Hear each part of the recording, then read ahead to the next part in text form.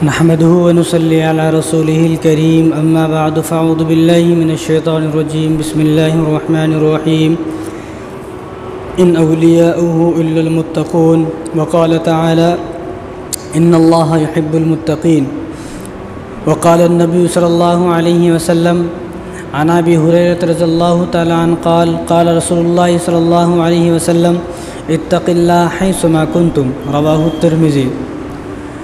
अन अबी हुरैरह रज़ियल्लाहु तआला अन्हु क़ाल क़ाल रसूलुल्लाहि सल्लल्लाहु अलैहि वसल्लम इत्तक़िल महारिम तकुन आबुदन नास रवाहु तिर्मिज़ी औ कमा क़ाल अलैहिस्सलातु वस्सलाम।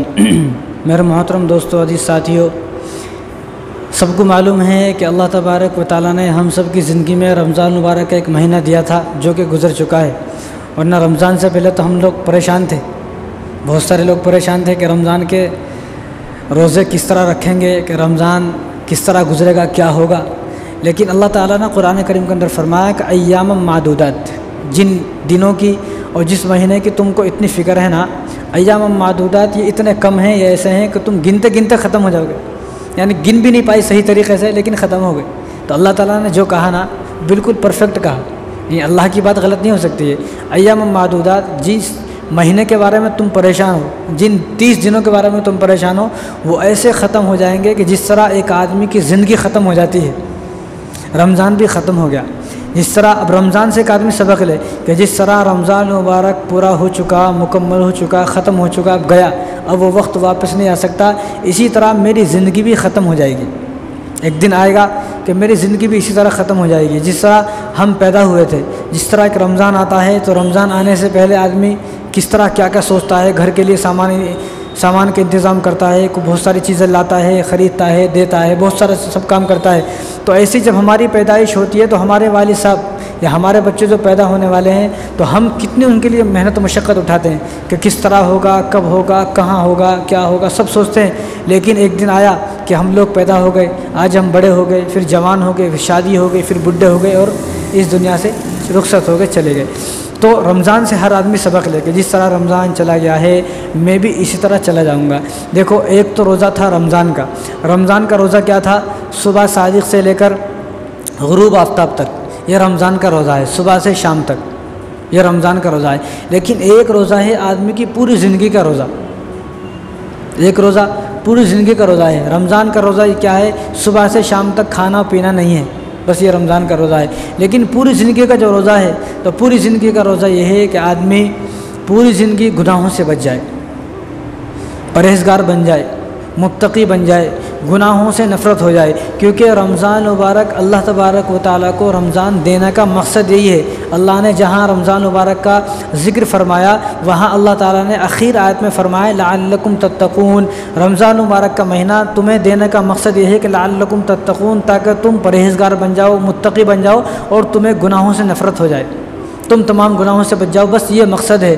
क्योंकि जो आदमी गुनाहों से बच जाता है और मुत्तकी बन जाता है, परहेज़गार बन जाता है, तो उस आदमी के बारे में अल्लाह ने फरमाया उइद्दत लिलमुत्तकीन, जन्नत तो मुत्तकी लोगों के लिए है।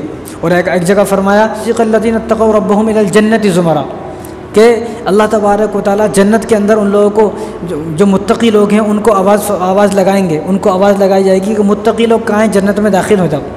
तो रमज़ान आया था कि हमें गुनाहों से नफ़रत हो जाए। लेकिन अगर रमज़ान जाने के बाद भी एक आदमी को, मुसलमान को गुनाहों से नफ़रत नहीं हो रही है, तो ऐसा आदमी ये सोचे कि मैंने रमज़ान में जिस तरह मुझे अल्लाह को राज़ी करना था इसलिए राज़ी नहीं कर सका।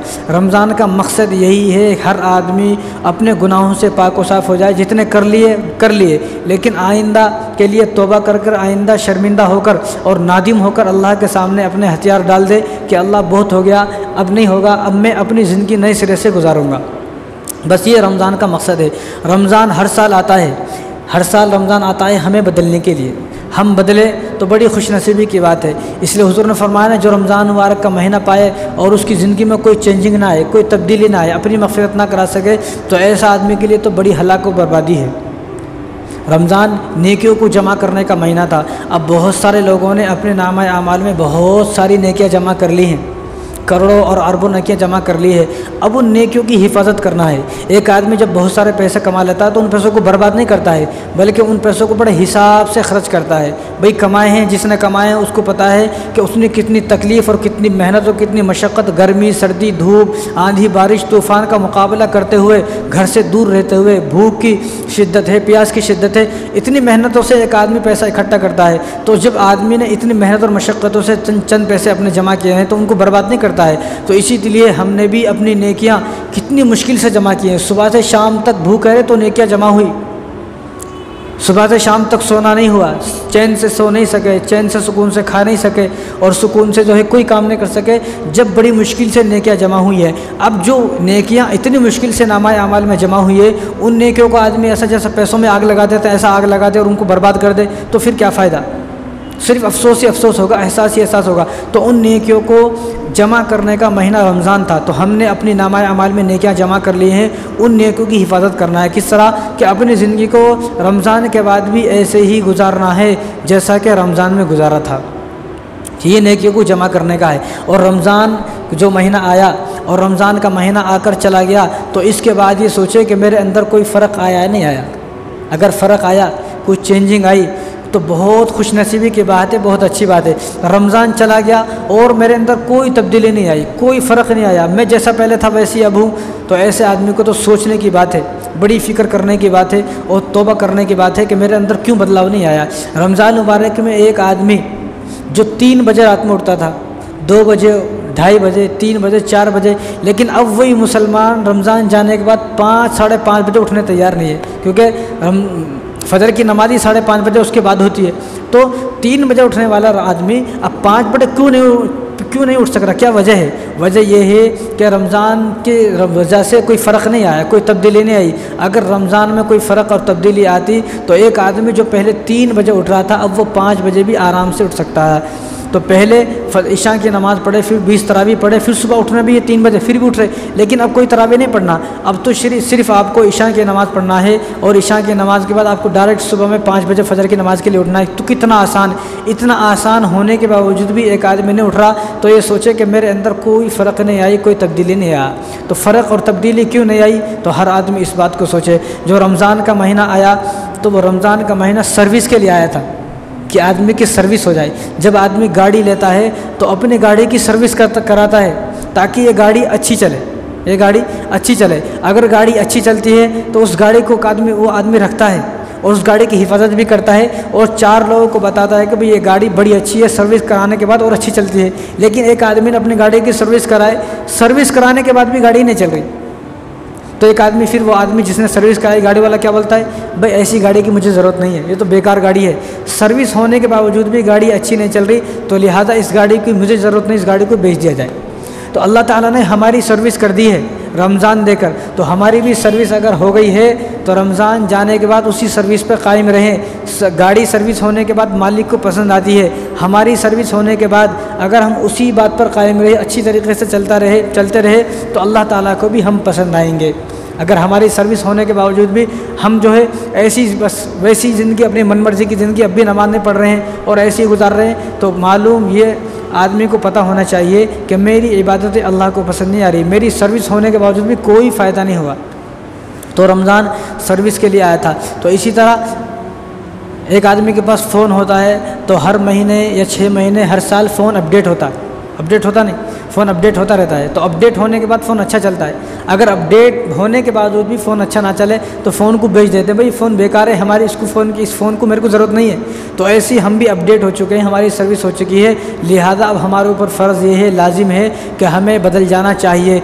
30 दिन और 30 दिन के रोज़े और 30 दिन की नमाज़, 5 वक्त की नमाज़, 30 दिन की 5 वक्त की नमाज़ मिलने के बावजूद और वो नमाज़ों को पाबंदी से पढ़ने के बावजूद भी हमारी ज़िंदगी के अंदर कोई तब्दीली नहीं आ रही। 30 दिन नमाज़ पढ़ने के बावजूद भी हम नमाजी नहीं बन सक रहे। 30 दिन इबादत करने के बाद हमें इबादत की आदत नहीं हो रही।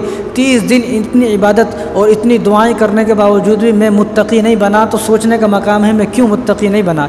क्यों मैं 30 दिन नमाज़ पढ़ने के बावजूद मेरे ऊपर कोई असर नहीं हुआ, और मैंने अपने जहन से और रमज़ान का जो एक जज्बा था, जो शौक़ था, रमज़ान की इबादत थी और रमज़ान की इबादत का जो मज़ा था, जो लज्जत थी, उसको अपने दिमाग से खुरच कर ईद के साथ ही फेंक दिया है। जिस तरह ईद ख़त्म हो गई, ईद नहीं आ रही, इस तरह हम अपने जहन से वो भी फेंक दिया है। तो हर आदमी सोचे कि 30 दिन नमाज़ पढ़ने के बावजूद भी मैं नमाजी क्यों नहीं बन सका। इसलिए नहीं बन सका कि मेरी वो नमाज़ें थी जो थी ना, मेरी वो जो दुआएं थी, मेरी वो नमाज़ें थी, मेरी जो इबादतें थी वो आर्जी इबादतें थी, टेम्परेरी इबादतें थी, दिखाने वाले की इबादतें थी, रिया वाली इबादतें थी। अगर मेरी वो इबादतें मजबूत इबादतें होती, टेम्परेरी नहीं, आर्जी नहीं, बल्कि अल्लाह को सच में और हकीकत में राज़ी करने वाली होती, तो वो 30 दिन मेरे ऊपर कोई असर डालते। आज एक आदमी सिर्फ जहाँ एक आदमी सिगरेट पी रहा है, उस सिगरेट पीने के वाले के पास एक आदमी 2 मिनट अगर बैठ गया तो उसके बदन से बदबू आती है। अगर वो कहीं जाता तो बताता था भाई तेरे अंदर से बदबू आ रही है, कहाँ बैठ के आया, 2 मिनट बैठा।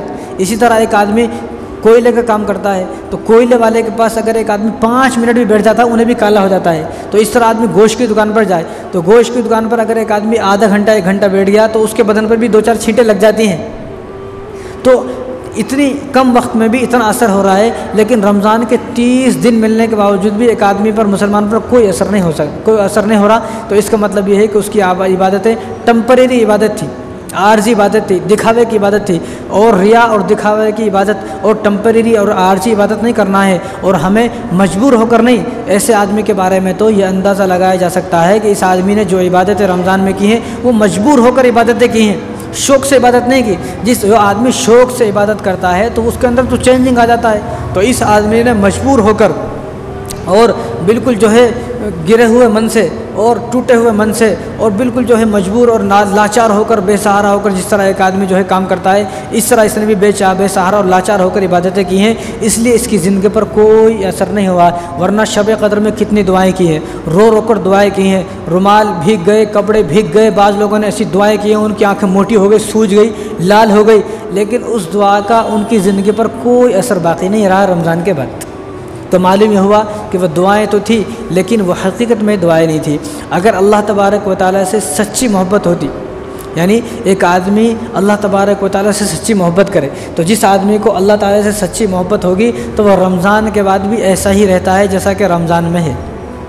फ़ोन को चार्जिंग पर लगाते हैं तो फ़ोन भी चार्ज हो जाता है तो 24 घंटे तक चलता है। यहाँ अल्लाह तबारक व तआला ने मुसलमानों को 30 दिन तक चार्ज किया, लेकिन उसकी चार्जिंग इतनी कम है वो ईद के दिन ही फुस हो गई। वो चार्जिंग ईद के दिन ही ख़त्म हो गई, एक दिन 24 घंटे भी नहीं चल सकी। 30 दिन बताओ, एक फ़ोन को सिर्फ 1 घंटे के वास्ते चार्जिंग करते हैं तो 24 घंटे चलता है। यहाँ मुसलमानों को 30 दिन चार्ज किया गया, कभी नमाज के ज़रिए से चार्ज किया गया, कभी तरावी के ज़रिए से चार्ज किया गया, कभी कुरान के ज़रिए से चार्ज किया गया, कभी एतकाफ़ के ज़रिए से चार्ज किया गया, कभी रोज़े के ज़रिए से चार्ज किया गया। इतने चार्जिंग के बावजूद भी ज़िंदगी पर इतना असर नहीं हो सक रहा कि वो चार्जिंग कम से कम 6 महीने तक तो चलती। वरना सहाबा की हालत और सहाबा की आदत ये थी, और सहाबा के जो असर होता था रमज़ान मुबारक के बाद, रमज़ान में सहाबा इतनी इबादत करते थे कि रमज़ान जाने के 6 महीने के बाद भी उस इबादत का असर उनके ऊपर बाकी रहता था।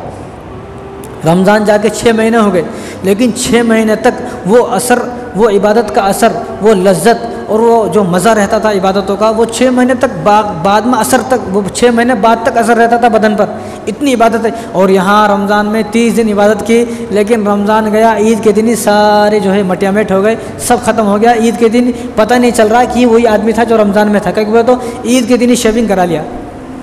पूरे रमज़ान में जिस दाढ़ी की हिफाजत की, ईद के दिन, ईद की नमाज से पहले फ़ितरा देने का मकसद है, इसने अपनी दाढ़ी कटा ली फ़ितरे की जगह। मैं फ़ितरा नहीं देता हूँ, दाढ़ी कटा लेता हूँ। तो रमज़ान 30 दिन के बावजूद भी कोई असर नहीं हुआ। तो ऐसे रमज़ान का आदमी क्या फ़ायदा। हर आदमी सोचे कि मैंने कहीं अल्लाह से रमज़ान में झूठे वादे तो नहीं किए, मैंने अल्लाह को रमज़ान में धोखा तो नहीं दिया। अगर कोई आदमी रमज़ान में रो रो कर दुआएं कर रहा है तो मालूम ही हुआ ये अल्लाह को धोखा दे रहा है, ये आदमी तो झूठ बोल रहा है। और एक आदमी, यहाँ तो मुसलमान से झूठ नहीं बोल सकता। किसी एक आदमी दूसरे आदमी से, चाहे वो किसी भी कौम का हो, मुसलमान हो गैर मुस्लिम हो, झूठ बोलना इस्लाम में हराम नाजायज़ है। और यहाँ एक आदमी अल्लाह से झूठ बोल जाए, अल्लाह को धोखा दे जाए कि अल्लाह मैं अब ये नहीं करूँगा वो नहीं करूँगा, लेकिन ईद के बाद फिर वैसी ज़िंदगी, तो मालूम ये हुआ कि इस आदमी ने अल्लाह को धोखा दिया है, अल्लाह के साथ मजाक किया है और अल्लाह के साथ झूठ बोला है। यानी हम अपने अमल से, ऐसे मुसलमान अपने अमल से, अपने अमाल से, अपने किरदार से ये साबित करना चाहते हैं या अल्लाह हम तेरे बंदे सिर्फ रमज़ान में थे,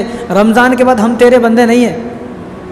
भाई एक आदमी रमज़ान में सब काम कर रहा है, दुआ भी कर रहा है, लेकिन रमज़ान के बाद वो आदमी छोड़ दे, तो मालूम यह हुआ कि अपने आमाल और अपने किरदार से और अपने इन कामों से और अपनी इन हरकतों से ये साबित करना चाहता है कि अल्लाह हम रमज़ान में तेरे बंदे थे, रमज़ान के बाद तो हम शैतान के बंदे हैं।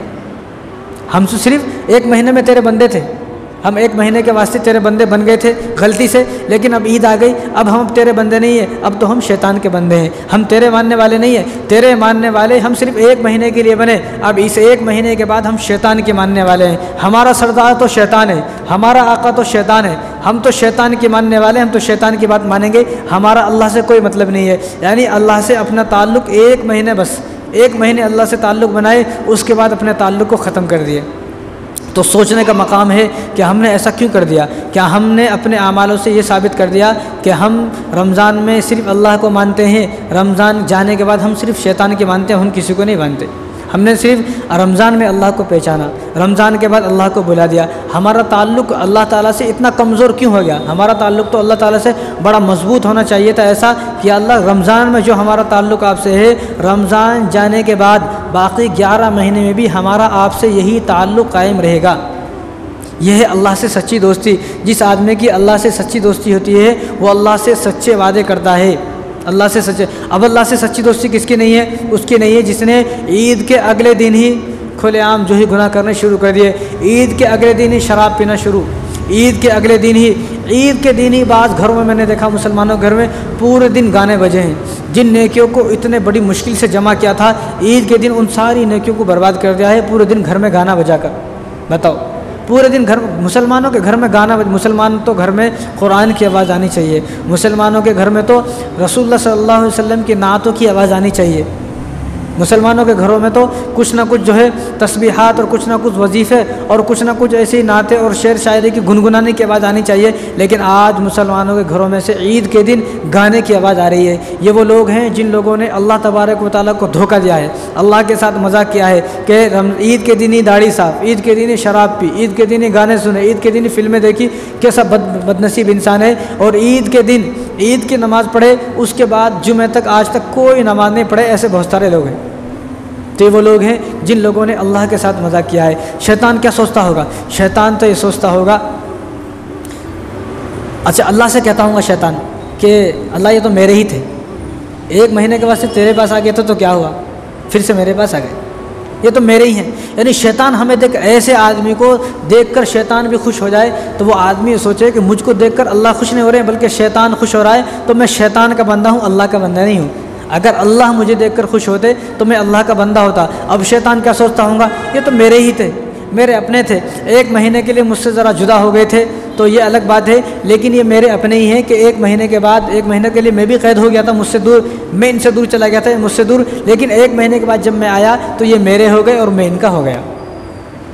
वरना क्या होना चाहिए था? वरना हमें तो अपने आमालों से ये साबित करना था, या अल्लाह बहुत दिन हो गए, ज़िंदगी गुजर गई, अब हम तेरे पास आ गए, अब हम आपसे जुदा नहीं होंगे, अब हम आपसे दूर नहीं जाएंगे, बस आ गए, बहुत हो गया। इस रमज़ान में जिस तरह हम आपके पास आ गए, अब रमज़ान जाने के बावजूद भी हम आप ही के रहेंगे, हम किसी गैर के नहीं होंगे, हम शैतान के नहीं होंगे, शैतान के बहकावे में नहीं आएंगे, हम आपके ही रहेंगे, आपके ही हैं। ये साबित करना चाहिए था अपने आमालों से कि मैंने जब अल्लाह को पा लिया है अपनी इबादतों के ज़रिए से, अब मुझे अल्लाह से दूर नहीं जाना है। इस दुनिया में जो आदमी जिसको पालता है, 2 रोटी टुकड़े डालता है, वो आदमी उससे दूर नहीं जाता है। कुत्ता पाल के देखो आप, 2 दिन टुकड़े डालो, तीसरे दिन आप कुत्ते को मार के भगाओगे तो भी नहीं जाएगा। लेकिन यहाँ अल्लाह तबारक व तआला ने हमें पैदा किया है, अल्लाह ने हमें बड़ा किया है, अल्लाह ने हमें हाथें दी हैं, आँखें दी हैं, सब कुछ दिया है, सब कुछ दिए, लेकिन फिर भी हम अल्लाह के बनने के वास्ते तैयार नहीं हैं। और हमने रमज़ान जाने के बाद अल्लाह को ही भुला दिया, यानी सब कुछ इस अल्लाह ने दिया उसी अल्लाह को भुला दिया। इसलिए हाजी इमदादुल्लाह मुहाजिर मक्की रहमहुल्लाह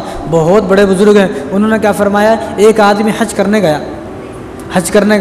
अब हज कर आ गया, अब अगर इसको ये हिसाब लगाना है और ये इसको अलामत देखनी है कि मेरी हज मेरा हज कबूल हुआ या नहीं हुआ। यानी एक हज कबूल होने की निशानी और हज कबूल होने की अलामत है कि एक आदमी ये देखे कि मैं हज करके आया, या फ़लाँ आदमी कोई हज करके आया, तो उसकी हज कबूल होने की निशानी और अलामत क्या है? उसकी हज कबूल होने की अलामत और निशानी ये है कि वो हज करने के बाद, आने के बाद बदल जाए, हज से आने के बाद दीनदार बन जाए, हज से आने के बाद मुत्तकी बन जाए, हज से आने के बाद गुनाहों से नफ़रत हो जाए, हज से आने के बाद परहेज़गार बन जाए। तो इस तरह जो आदमी बन जाएगा तो उस आदमी के बारे में आंखें बंद करके गवाही दे देना है कि भाई इस आदमी का हज कबूल हो गया। लेकिन एक आदमी हज करके आया लेकिन उसके अंदर कोई बदलाव नहीं आया, पहले भी नमाज़ नहीं पढ़ता था, अब भी नमाज़ नहीं पढ़ता, पहले भी उसकी क्लीन शिव थी, दाढ़ी नहीं रखता था, अब भी दाढ़ी नहीं रखता, पहले भी 2 नंबरी के काम करता था, सूद ब्याज का कारोबार करता था और बहुत सारे गुनाहों के काम करता था, अब भी ऐसे गुनाह को काम कर रहा। तो हाजी इमदादुल्लाह मुहाजिर मक्की ने फरमाया ये आदमी वो है कि हज तो किया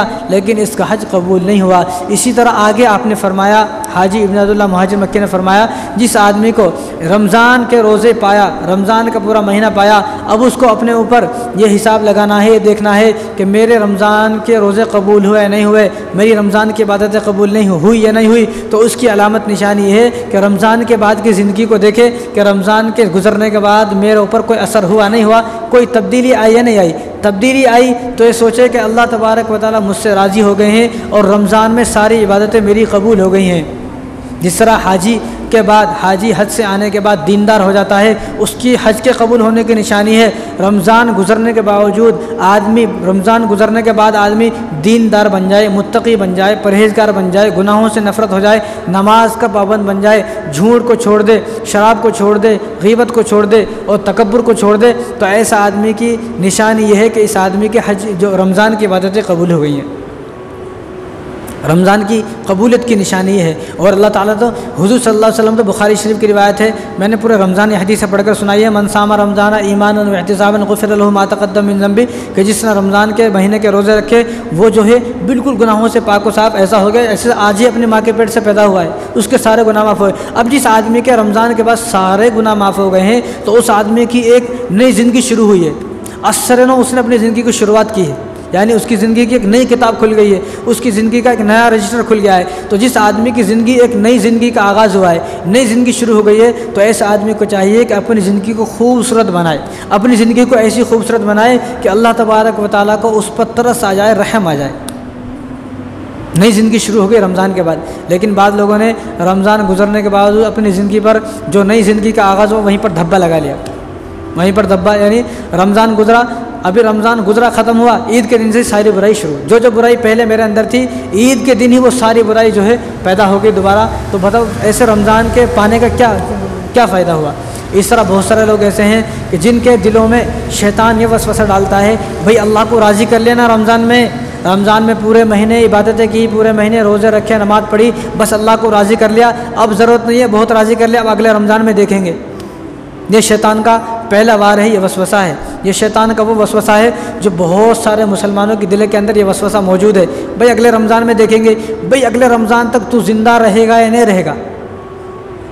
इसलिए मौलाना अबुल हसन नदवी रहमतुल्लाह ने फरमाया कि तुम्हें जो हिसाब देना है ना अपनी ज़िंदगी का, वो रमज़ान के महीने का भी हिसाब देना है, बाकी 11 महीने का भी हिसाब देना है।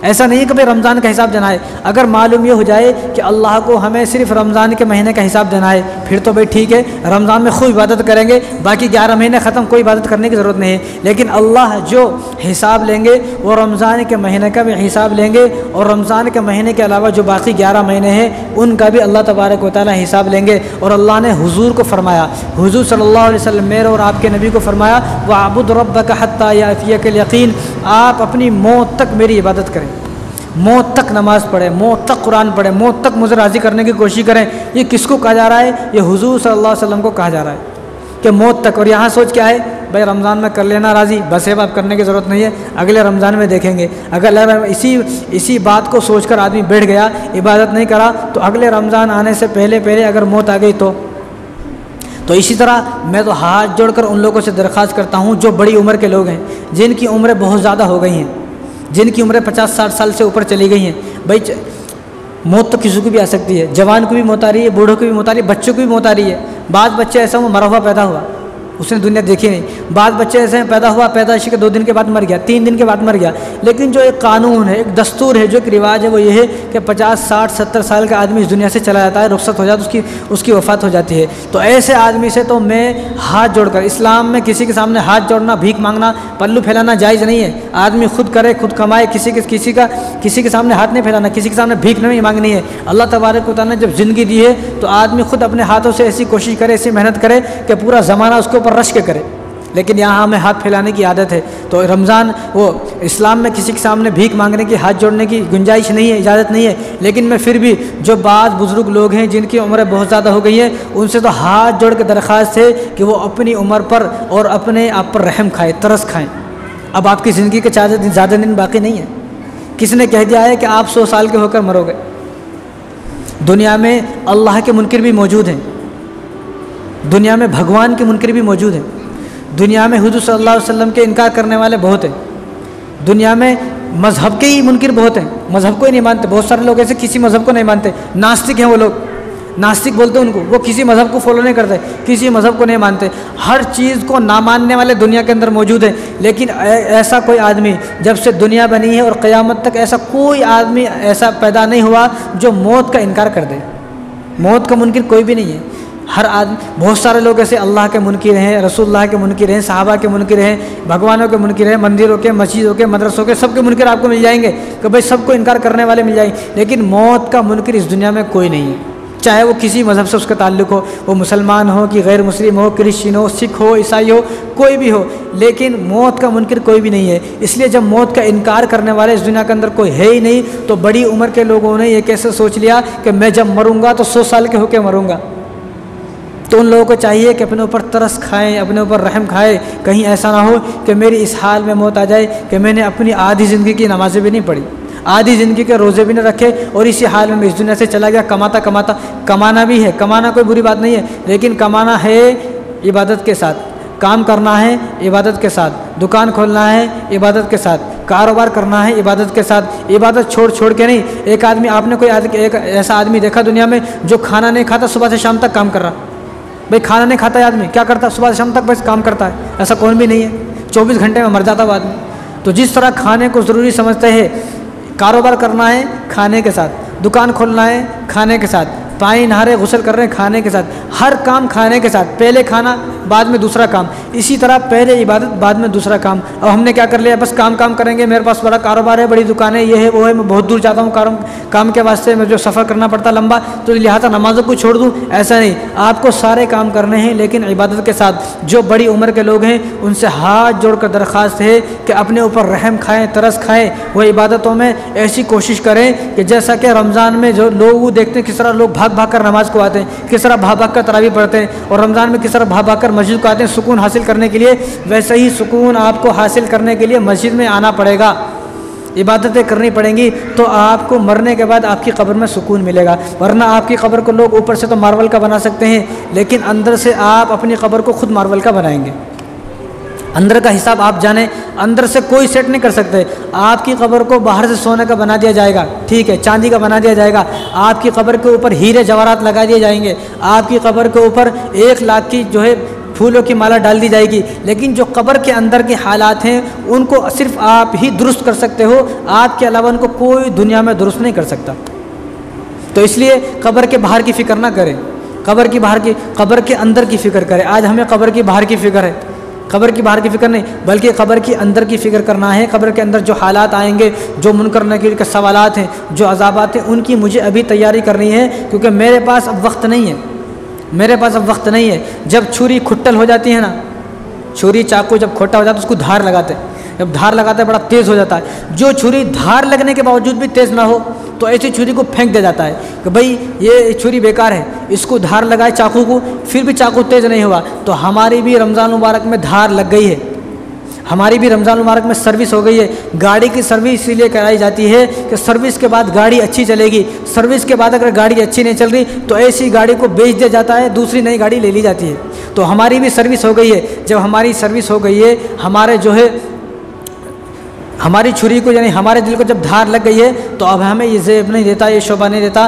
कि हम अल्लाह को भूल जाए। दिलों के अंदर देखो, जब किसी चीज़ को जंग लग जाता, छुरी को जब जंग लग जाता तो धार लगाते, इसी तरह हमारे दिल को भी जंग लग गया था। लेकिन रमज़ान मुबारक का महीना देखकर अल्लाह तबारक व तआला ने ये एहसान किया कि तुम अपने दिल के जंग को साफ़ कर लो। लेकिन रमज़ान का महीना मिला, लेकिन फिर भी दिल का जंग साफ़ ना हुआ तो बड़ी बदनसीबी की बात है। जिस खेत के अंदर हल नहीं चलाते ना, जिस खेत की देखभाल नहीं करते, या घर की देखभाल नहीं कर रहे, घर को झाड़ू नहीं मार रहे, पोछा नहीं मार रहे, सफाई नहीं कर रहे, वहाँ जाले हो जाते। खेत को साफ़ नहीं कर रहे तो वहाँ गल्ला नहीं उगता, वहाँ घास पैदा हो जाती है। तो अल्लाह तबारक व तआला ने हमें मौका दिया था, हम भी अपने दिल को साफ़ करें, अपने दिल को धो लें, पाक कर लें, साफ़ कर लें। लेकिन इतना कुछ मिलने के बावजूद, इतने मौका मिलने के बावजूद अगर हमारे दिलों के अंदर जंग लगा हुआ है, दिल साफ़ नहीं हो रहे हैं और दिल के अंदर वही खोट और वही बुराइयां हैं, तो आदमी को सोचने की बात है, फ़िक्र करने की बात है कि रमज़ान मुबारक का 30 दिन रमज़ान के महीने के 30 रोज़े मिले, 30 दिन मिले, और 30 दिन में रोज़ाना 5 वक्त की नमाज़ें पाबंदी से पढ़ने के बावजूद भी, 30 दिन मिलने के बावजूद भी आदमी 5 वक्त का नमाज़ी नहीं बन सका। 30 दिन मिलने के बावजूद भी 3 गुनाह छोड़ने तैयार नहीं है, 30 दिन मिलने के बावजूद भी 30 सुन्नतों पर अमल करने तैयार नहीं है। तो ऐसा आदमी ये सोचे कि भाई रमज़ान मिलने का मुझे तो कोई फ़ायदा नहीं हुआ। जुमा पढ़ना कोई बड़ी बात नहीं है, जुमा पढ़ना कोई कमाल नहीं है। जुमे में तो गैर मुस्लिम भी हम मांगने आ जाते हैं, जुमे में तो वो आदमी भी आ जाता है जो पूरे हफ्ते में नहीं आया। जुमा पढ़ना कमाल नहीं है, मज़ा तो तब है, कमाल तो तब है जब आदमी फजर में भी आए, जब आदमी ज़ोहर में भी आए, जब आदमी असर और मगरिब इशा सारी नमाज़ों में आए। यानी अपने आमाल से हमें ये साबित करना है, या अल्लाह हम तेरे हैं, वरना हमने अपने आमाल से ये साबित कर दिया है कि हम तो रमज़ान में सिर्फ़ अल्लाह को मानते हैं, हमारा ताल्लुक़ तो रमज़ान में अल्लाह से है, रमज़ान के बाद हमारा अल्लाह से कोई ताल्लुक़ नहीं है। रमज़ान के बाद तो हमारा ताल्लुक़ शैतान से है। शैतान भी ये सोचता होगा कि एक महीने के लिए मेरे मानने वाले मुझसे दूर चले गए थे, अब मैं एक महीने के बाद आ गया, ये भी वापस आ गए, ये तो मेरे ही थे, ये तो मेरे ही थे, ज़रा मुझसे दूर चले गए थे, रमज़ान हो जाने के बाद मेरे, वरना ये साबित तो ये करना चाहिए था, या अल्लाह अब हम रमज़ान में आपके पास आ गए हैं, रमज़ान गुजरने के बावजूद भी बाद भी हम आपसे दूर नहीं जाएंगे। इसलिए बाद लोग ईद के बाद ऐसे गायब हुए जैसे कि गधे के सर से सींग गायब हो जाते हैं, ऐसे गायब हुए कि वो अब तक नज़र नहीं आए। रमज़ान में 5 वक्त की नमाज़ पढ़ने आ रहे, तरावी पढ़ने आ रहे, अलग अलग चेहरे, अलग अलग नमूने दिखते थे, मैं भी देख के हैरान था कोने की। लेकिन रमज़ान के बाद वो लोग भी गायब हो गए। कई बार तो दोस्त ऐसे हैं, ऐसे दोस्तों से अल्लाह की पनाह, ऐसे दोस्तों से फ़ौरन दोस्ती तोड़ दें। बाद दोस्त ऐसे हैं, क्या बोलते दोस्त, क्या करते भाई, नमाज को जाके पढ़े ना, नमाज पढ़े ना, पूरे महीना नमाज़ पढ़े, पूरे रमज़ान नमाज़ पढ़े, छोड़ दीजिए, देखेंगे बाद में क्या करते। तो ऐसे दोस्तों से दोस्ती तोड़ दें। भाई रमज़ान 1 महीने के वास्ते है, नमाज पूरी ज़िंदगी के वास्ते है, पूरी ज़िंदगी के वास्ते है। तो एक रोज़ा जो रमज़ान का रोज़ा था वो सुबह सादिक से लेकर गुरूब आफ्ताब था, गुरूब आफ्ताब तक, नहीं सुबह से शाम तक रोज़ा था, खाना नहीं पीना नहीं, ये रोज़ा। लेकिन एक रोज़ा पूरी ज़िंदगी का रोज़ा है। पूरी ज़िंदगी का रोज़ा क्या है? पूरी ज़िंदगी का रोज़ा ये है कि पूरी ज़िंदगी आदमी मुत्तकी बने, परहेज़गार बने, यानी गुनाहों से नफ़रत हो जाए। ये पूरी ज़िंदगी का रोज़ा है। जन्नत में वो नहीं जाएगा जिसका 1 महीने का रोज़ा है, जन्नत में वो जाएगा जिसने अपनी पूरी ज़िंदगी का रोज़ा रखा है। 1 महीने का तो कोई भी मुसलमान बन जाता है। जिस तरह आप जुमा पढ़ने आए तो जुमा तो कोई भी पढ़ सकता है भाई, जुमा पढ़ना तो कोई वो नहीं है। जुमा नहीं पढ़ के भी शर्म आती है, घर में है, क्या बाजू वाला अगर बोल दिया तो, पड़ोसी अगर देख लिया तो क्या बोलेगा, अरे जुमे के दिन भी जुमा पढ़ना नहीं गया। तो जुमा पढ़ने आ रहे हैं उसके डर की वजह से, जुमा पढ़ने अल्लाह के डर की वजह से नहीं आ रहे, जुमा तो उसकी डर की वजह से आ रहे। अब जो आदमी इस दुनिया में नेक अमल करेगा किसी को दिखाने के वास्ते, तो क़यामत के दिन अल्लाह ताला फरमाएंगे कि तूने उसको दिखाने के वास्ते किया था ना, आज उसको ढूंढ के ला और उसी से अपना आमाल का बदला ले जाओ, मेरे पास तो कोई बदला नहीं है। तो बाद लोग जो है दूसरों के डर की वजह से, बस्ती में महल्ले में लोग हैं उनके डर की वजह से उनको दिखाने के वास्ते नमाज़ नहीं पढ़ रहा, नमाज अल्लाह के दिखाने के वास्ते पढ़ रही है। तो बाद लोग ईद के बाद से बिल्कुल गायब हो गए, अब तक दिखे नहीं वो, और वो फिर अगले रमज़ान में दिखेंगे। बाद लोग तो पहचानने में नहीं आ रहा, कई बार तो रमज़ान में ज़रा दाढ़ी रख लिए थे, ईद के दिन गए तो ख़त्म, अब वो दूसरे दिन मिलकर सलाम कर रहे हैं। मैं भी सोचा कौन है कि देखे तो, लेकिन कहाँ देखा नहीं मालूम। उन्हें जब अपना तारुफ़ कराया, अपने नाम बताया तो मालूम हुआ इन्हें वही था जो पूरे महीने जो है पाबंदी से आया है, इसका हुलिया बदल गया। यानी ईद के दिन ही बुराई शुरू, इतना भी असर नहीं हुआ, इतना भी असर, थोड़ा तो असर। गोश्त की दुकान में गए और 1 घंटा वहाँ रुके तो चंद छींटे जो हैं वो खून की लग जाती है। आदमी बताता था गोश्त की दुकान से आया, यहाँ 30 दिन पाए और फिर भी चंद छींटे भी हमारे बदन के ऊपर नहीं पड़ी, तो क्या फ़ायदा, कोई फ़ायदा नहीं है। तो इन बातों से पता ये चलता है कि हम रमज़ानी मुसलमान थे, ऐसे मुसलमान रमज़ानी मुसलमान हैं, और हमें रमज़ानी मुसलमान नहीं, हमें तो रब्बानी मुसलमान बनना है। हम रमज़ान की इबादत करने वाले नहीं हैं। इसलिए किसी ने क्या खूब बात कही कि भाई जो लोग रमज़ानी इबादत गुजार थे, जिन लोगों ने रमज़ान में सिर्फ इबादत की है, वो लोग सुन ले रमज़ान तो चला गया है, लिहाजा हम रमज़ान के मानने वाले नहीं है, हम रमज़ानी मुसलमान नहीं है, रमज़ान के बंदे नहीं है, हम अल्लाह के बंदे हैं। रमज़ान आया और चला गया, लेकिन हम अल्लाह को मानने वाले हैं जो हमेशा से है और हमेशा रहेगा। ना अल्लाह को ऊँग आती है, ना नींद आती है, ना अल्लाह कभी ख़त्म होगा, ना अल्लाह कभी पैदा हुआ है। लम यलिद वलम यूलद वलम यकुल लहू कुफुवन अहद। वो ना कभी पैदा हुआ है, ना किसी से पैदा हुआ, ना उसने कोई पैदा किया। अल्लाह हमेशा से अकेला है और हमेशा रहेगा। लिहाजा हम अल्लाह के मानने वाले हैं, हम रमज़ान के मानने वाले, रमज़ानी मुसलमान हैं। शैतान के मानने वाले, शैतान के बंदे, रमज़ान के बंदे नहीं बल्कि अल्लाह के बंदे हैं, अल्लाह को मानने वाले हैं। जो अल्लाह को मानने वाला है वो सुने कि अल्लाह हमेशा से ज़िंदा है, हमेशा ज़िंदा रहेगा। लेकिन जो लोग रमज़ान को मानने वाले थे वो सिर्फ रमज़ान में आए और रमज़ान के बाद चले गए। इसलिए रमज़ान एक मेहमान था, अब अल्लाह तबारक व तआला ने उस मेहमान को अपने पास बुला लिया। तो रमज़ान जब मेहमान था तो कुछ लोग भी मेहमान बनकर आए थे, अब वो मेहमान चले गए। अब मस्जिद के अंदर सिर्फ घर वाले मौजूद है। घर के अंदर जो कोई मेहमान आता तो मेहमान चला जाता, घर के अंदर कौन बाकी रहता? जो घर वाले उन्हें बाकी रहते, मेहमान चला जाता। तो ऐसे बहुत सारे लोग आए थे मुसलमान तो नमाज़ पढ़ने, लेकिन वो मेहमान थे, वो मेहमान तो चले गए। अब मस्जिदों के अंदर कौन नज़र आता? घर वाले नज़र आते हैं। जो घर वाले हैं वो तो 5 वक्त की नमाज़ पढ़ते। घर वाला कहाँ जाएगा भाई? घर वाला कहाँ भी नहीं जाता, घर छोड़ के वहीं चला जाता, गए तो भी आ जाता। तो इसी तरह अब जो घर वाले हैं वो बाकी रहे और बाकी सब गायब हो गए। तो ईद के बाद भी मुसलमानों को ये बताना ज़रूरी है कि ईद के बाद भी मस्जिदों को ताला नहीं लगता है, ईद के बाद भी मस्जिदें खुली रहती हैं, ईद के बाद भी मस्जिदें जो है बंद नहीं होती हैं, ईद के बाद भी मस्जिदें खुली रहती हैं। एक साहब मेरे पास यहाँ पर आए, अभी 3 दिन पहले की बात है, उन्होंने अपने फ़ोन में दिखा रहे थे मेरे को और बता रहे थे कि ये ऐलान तुम्हारी मस्जिद में भी लगाना क्या? मैं उनको मना करा, नहीं भाई यहाँ लगाने की ज़रूरत नहीं है, यहाँ लगाने की ज़रूरत नहीं है। तो वो ऐलान क्या था? वो ऐलान किसी मस्जिद से फ़ोटो खींच के लेके आए थे, वो किसी मस्जिद में ऐसा लगा। तो ऐलान यह था, ऊपर लिखा हुआ था ऐलान गुमशुदगी, यानी गुमशुदा लोगों की तलाश। जो लोग गुमशुदा हो गए हैं, खो गए हैं, जो लोग गुम हो गए हैं, नहीं मिल रहे हैं, उनकी तलाश है।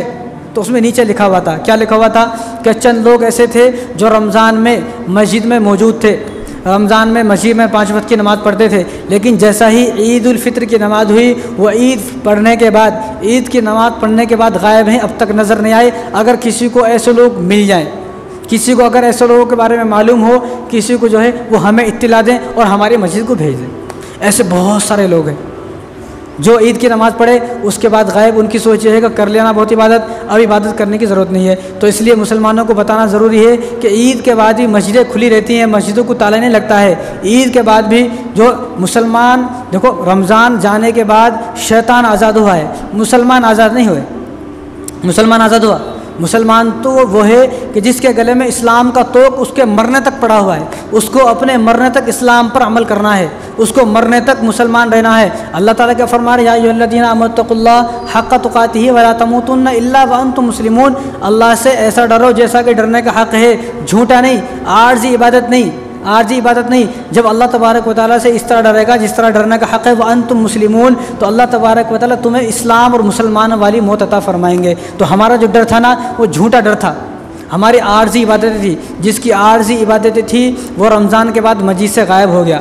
तो हम अल्लाह के बंदे मौत तक हैं, मौत तक हमें अल्लाह को मानना है, शैतान को मानना नहीं है। शैतान को मानने वाले तो सोच रहे हम रमज़ान जाने के बाद आज़ाद हो गए। भाई रमज़ान जाने के बाद शैतान आज़ाद हुआ है, कोई मुसलमान आज़ाद नहीं हुआ। मुसलमान अब भी पाबंद है अहकामों का, और रमज़ान है या रमज़ान नहीं है वो 12 महीने नहीं बल्कि अपनी पूरी ज़िंदगी रमज़ान गुजरने के बावजूद भी अपनी पूरी ज़िंदगी एक मुसलमान अल्लाह तबारक व तआला के अहकामों का पाबंद है। जिस तरह रमज़ान में नमाज़ फ़र्ज़ थी, इसी तरह रमज़ान के बाद भी नमाज फ़र्ज़ है। इसलिए किसी ने क्या अच्छी मिसाल, क्या अच्छी जो है एक शेर कि मुसलमानों की अजीब मिसाल है, एक चाँद देखकर मस्जिद को आबाद किया, दूसरा चाँद देखकर मस्जिद को वीरान कर दिया है। जब रमज़ान का चाँद देखा तो मस्जिद भर गई, जब ईद का चाँद देखा तो मस्जिद बिल्कुल वीरान हो गई। अब जो रिंगटोन हमने फजर सहरी के वास्ते लगाई हुई थी, बराए मेहरबानी उस रिंगटोन को ज़रा फजर की नमाज़ के वास्ते लगा लें। एक मुसलमान जो पहले 3 बजे उठ रहा था, 2 बजे 2:30 बजे उठ रहा था और 12 बजे रात में सो रहा था, सिर्फ 2 घंटे की नींद, अब वही मुसलमान सुबह में 5 बजे, 5:15 बजे, 5:30 बजे तक नमाज़ हो रही है। क्यों नहीं उठ रहा वो? इस बड़ी सोचने की बात है, अफसोस का मकाम है। ऐसा क्या मुसीबत आ गई है कि एक आदमी पहले 3 बजे उठने वाला आदमी अब 5 बजे क्यों नहीं उठ रहा?